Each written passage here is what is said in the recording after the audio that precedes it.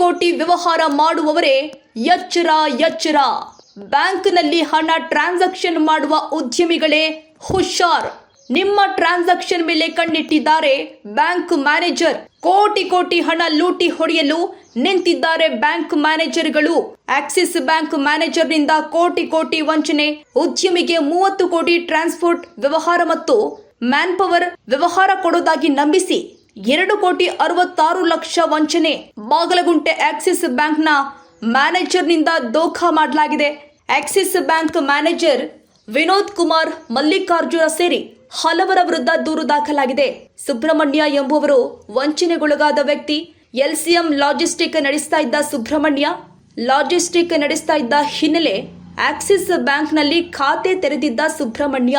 ಈ ವೇಳೆ ಸುಬ್ರಹ್ಮಣ್ಯ ಬಳಿ ವ್ಯವಹಾರದ ಬಗ್ಗೆ ತಿಳಿದುಕೊಂಡಿದ್ದ ಬ್ಯಾಂಕ್ ಮ್ಯಾನೇಜರ್ ಫೇಕ್ ಕರೆ ಮಾಡಿ ಪರಿಚಯಿಸಿಕೊಂಡಿದ್ದ ಬ್ಯಾಂಕ್ ಮ್ಯಾನೇಜರ್ ಸುಬ್ರಹ್ಮಣ್ಯ 30 ಕೋಟಿ ವಹಿವಾಟು ಟ್ರಾನ್ಸ್ಪೋರ್ಟ್ ವ್ಯವಹಾರ ಕೊಡ್ತೀವಿ ಎಂದು ಪುಸಲಾಯಿಸಿದ್ದ.